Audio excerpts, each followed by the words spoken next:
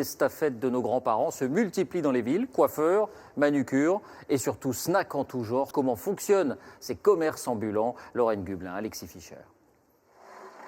C'est un camion qui sillonne la capitale. Aujourd'hui, sa destination, ce marché parisien. Dès 11 h du matin, il vend des hamburgers à emporter, recettes maison et frites fraîches, 5 salariés à bord donc avec 3 frites. Et des clients très nombreux. Voici le pionnier des food trucks en France, une tendance importée des États-Unis il y a 2 ans. C'est l'originalité, ça donne une petite touche new-yorkaise. Vous vous sentez à New York là? Ah, un avant-goût, on va dire. Importer ce concept, c'est elle qui en a eu l'idée. Ils sont bien assaisonnés. Christine Frédéric, une Californienne arrivée en France il y a 5 ans pour étudier la gastronomie française. Elle vend ses hamburgers 8,50 €, 2 fois plus cher que dans un fast-food. On travaille avec les ingrédients très qualitatifs qui coûtent cher, mais c'est le camion qui nous permet d'avoir ce prix aussi raisonnable. 300 hamburgers écoulés en 3 heures, une affaire qui roule si bien qu'aujourd'hui Christine Frédéric possède 2 camions et même ce vrai restaurant.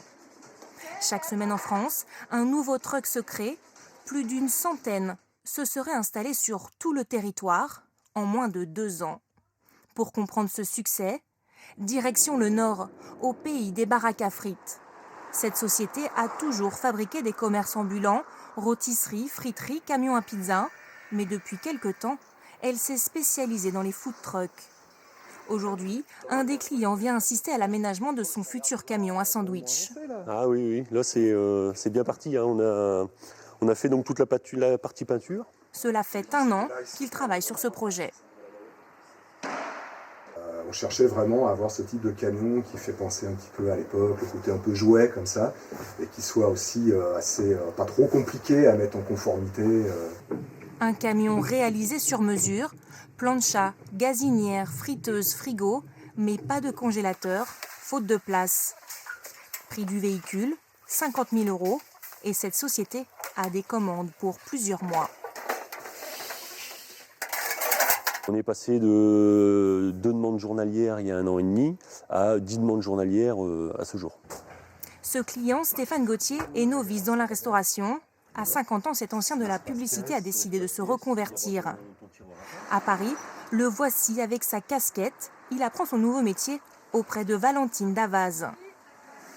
Il a décidé de s'associer à cette jeune entrepreneuse. Ça y est, il commence à bien connaître le fonctionnement de celui-là de camion. Bon, la cuisine reste assez simple, même si c'est des gestes techniques qu'il faut acquérir. Ça, on peut pas faire semblant. On voit ici qu'on est plusieurs à cuisiner. Donc ça, c'est vraiment important. Certes, investir dans un food truck coûte moins cher qu'un restaurant, mais il y a des détails financiers qu'il ne faut pas négliger. Stéphane Gauthier a subi une formation hygiène et sécurité de 150 €. Il doit aussi louer un parking pour garer son futur camion, 600 € par mois. Ces drôles de trucks, il y en a donc partout et désormais pour tout type de commerce. À Levallois-Perret, au pied de ses bureaux, voici un salon de beauté ambulant. 15 € la pose de vernis, prestation express. C'est super pratique, oui, ça évite de prendre le métro pour aller ailleurs, voilà, et puis je sais pas, il y a un côté un peu, je pense, enfantin. Sauf que ces commerces ambulants ne sont pas toujours très bien accueillis. Ils sont accusés de faire de la concurrence aux commerces fixes qui paient de lourdes charges. Il faut sortir de Paris, aller dans les banlieues, dans les zones un peu éloignées des commerces. En 2 ans, la mairie de Paris a reçu 250 dossiers.